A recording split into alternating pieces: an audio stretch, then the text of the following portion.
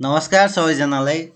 आज हामी अस्तिकै टपिकमा जाऊँ है, स्ट्याटिककै टपिकमा जाऊँ, तर आज एउटा नयाँ प्रोग्राम गरौँ, काउन्टरको प्रोग्राम। तपाईँहरूलाई क्लियर बनाउनु छ स्ट्याटिक युज गरेर गरेको काउन्टर र स्ट्याटिक युज नगरी गरेको काउन्टरमा के फरक छ। ल एउटा सानो क्लास बनाऊँ है। अब स्ट्याटिकको पार्ट 1मा मैले हजुरलाई डेफिनेसनहरू भनिहालेँ।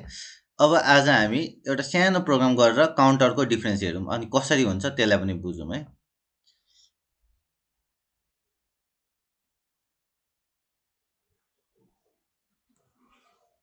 ल स्ट्याटिक युज गर्दाखेरिको र नगर्दाखेरिको डिफ्रेन्स हेरौँ है। ओके, मैले यहाँ एउटा प्याकेज बनाएकै छ। यो प्याकेजभित्र गएर एउटा क्लास बनाउँछु, न्यू क्लास। क्लासको नाम काउन्टर राख्छु है। ओके, ल अब एउटै प्रोग्राममा डबल गर्छु हजुरहरूलाई बुझाउनको लागि। मेन मेथड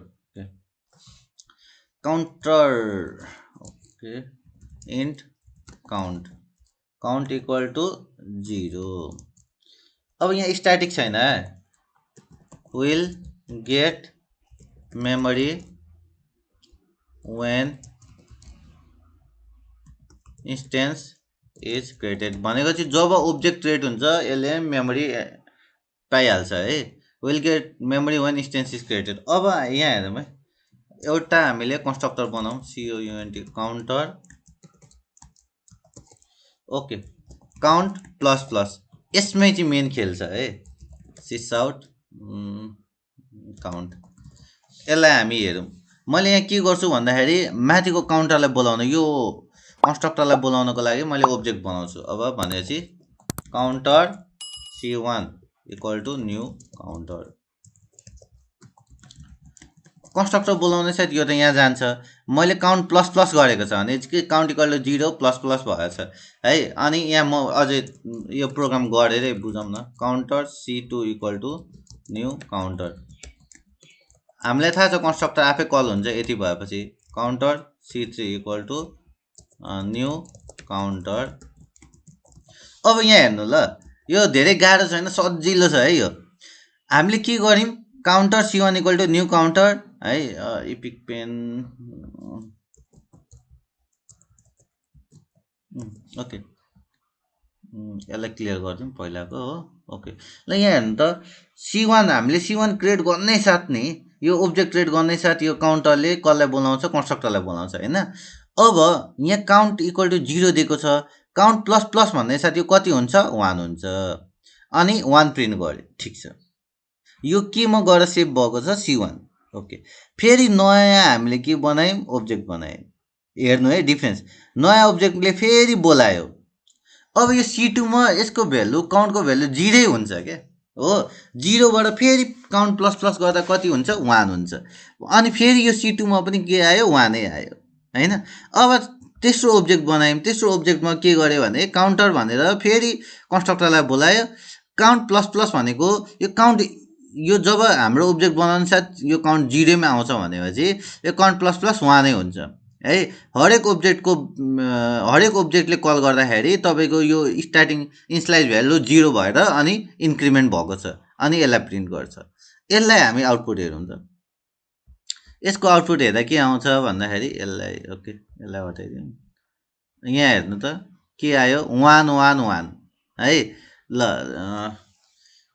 तिनटैले ओब्जेक्टले कल गर्दाखेरि के आयो, 1 1 1। ओके, ल यही काउन्ट होइन, यहाँ दि काउन्ट भनेर पनि लेख्दा हुन्छ, the count equal to plus count है। अनि यो भनेको तपाईँको के आयो, यहाँ द काउन्ट 1 1 1। अब मैले यसमै के गरिदिएँ, केही पनि गर्दिनँ, स्ट्याटिक भनेर लेखिदिएँ। अब डिफ्रेन्स हेर्नु ल। अब यसले स्ट्याटिक भनेर लेख्ने साथ यसले के गर्छ भन्दाखेरि will get memory only once and retain its value. अब यहाँ हामीले स्ट्याटिक लेख्ने साथ के गर्छ, when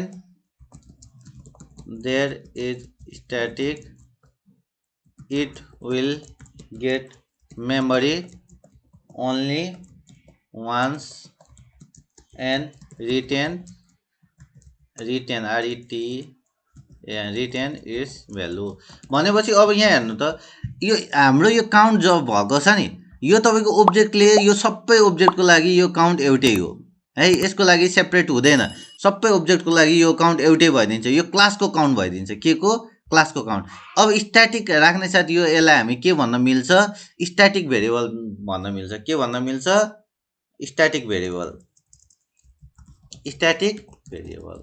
ओके ल अब यहाँ हेर्नु ल यसले यहाँ यसको मेकानिजम बुझौँ पहिला यसले के गर्छ भन्दाखेरि काउन्टरले बोलाउने साथ यो के गर्छ भन्दाखेरि यहाँ जान्छ कन्स्ट्रक्टरमा जान्छ मुनि आयो काउन्ट प्लस प्लस अब काउन्टको माथिको भ्यालु के छ 0 काउन्ट प्लस प्लस कति हुन्छ 1 अनि यसले 1 प्रिन्ट गर्छ अब हेर्नु है यो काउन्ट भनेको सेपरेटली बसेको छ यो सबैको लागि सेम प्रपर्टी भयो किन यो स्ट्याटिक छ फेरि काउन्टर 2 ले C2 ओब्जेक्टले बोलायो होइन काउन्टरलाई काउन्टर प्लस प्लस भनेपछि अब प्रिभियस भ्यालु हेर्छ क्या यो काउन्ट 0 हेर्दैन प्रिभियस भ्यालु हेर्छ प्रिभियस भ्यालु के छ 1 किनकि यो यसको लागि छुट्टै तपाईँको बनाउँदैन एउटै मात्र मेमोरी एलोकेसन बनाउँछ अनि त्यसमै बढाउने घटाउने गर्छ अब यो C2 ले बोलाउने साथ अगाडिको C1 मा के छ भन्दाखेरि 1 हैन 1 प्लस 1 प्लस प्लस भनेको 2 भयो त्यस्तै C3 न्यू काउन्टले काउन्टरमा गयो काउन्ट प्लस प्लस भनेको 3 आउँछ है द काउन्ट इक्वल टु 3 यसलाई हामीले रन गरेर हेरौँ ल यहाँ हेर्नु त the count equal to 1 the count equal to 2 the count equal to 3 भनेपछि यो काउन्ट चाहिँ तपाईँको हरेकपल्ट इन्क्रिमेन्ट भएको छ हरेकपल्ट इनिसियलाइज भएको छैन तर यहाँ जब मैले स्ट्याटिक हटाउने साथ तपाईँको के भइरहेछ स्ट्याटिक हटाउने साथ यसले के गर्छ भन्दाखेरि यो C1 ओब्जेक्ट बनाउने साथ यसले काउन्ट इनिसियलाइज गर्छ अनि काउन्टरमा कल गरेको छ काउन्ट प्लस प्लस कति हुन्छ भन्दा 1 अनि प्रिन्ट गरिदिन्छ सक्यो यसको काम सक्यो C1 मा गएर 1 बस्दिन्छ फेरि C2 ले कल गर्छ काउन्टरमा गयो काउन्ट प्लस प्लस 1 नै हुन्छ काउन्ट भयो भनेपछि स्ट्याटिक हटाउने साथ यो के भयो 1 1 1 तर यसमै फेरि मैले स्ट्याटिक हाल्ने साथ यो त एकपल्ट मात्र बन्ने हो अनि यसले सबैलाई हेर्छ भनेपछि सबैको लागि कमन प्रपर्टी भनेको यो भयो एकजनाले बढायो भने अर्कोलाई असर पार्छ है त्यही भएर यो स्ट्याटिक किवर्ड चाहिँ तपाईँको यहाँ हेर्नु त काउन्ट 1 काउन्ट 2 काउन्ट 3 है यसमा चाहिँ स्ट्याटिक हाल्ने साथ यसले के गर्यो हरेकपल्ट इन्क्रिमेन्ट बढ्थ्यो अब यसलाई हामीले लोजिक बुझाउँदा हेर्दाखेरि कसरी बुझाउन सकिन्छ भन्दाखेरि तपाईँको ओके एउटा म ट्राई गर्छु है यहाँ हाम्रो के गर्यो भने C1 भन्ने बनाएको छ अर्को C2 भन्ने बनाएको छ अर्को C3 भन्ने ओब्जेक्ट बनाएको छ है C1 हैन अनि तपाईँको C2 अनि C3 यो सबै मेमोरी एलोकेट गर्यो है तर यो जुन हाम्रो काउन्ट भयो भने स्टार्टिङमै 0 0 अनि 0 भनेर अब इन्क्रिमेन्ट गरेर चाहिँ 1 1 1 भनेर आउँछ तर यो जुन स्ट्याटिक भन्ने काउन्ट छ नि यसको लागि छुट्टै मेमोरी एलोकेट गर्छ यसको लागि छुट्टै मेमोरी एलोकेट गर्छ स्ट्याटिक काउन्टको लागि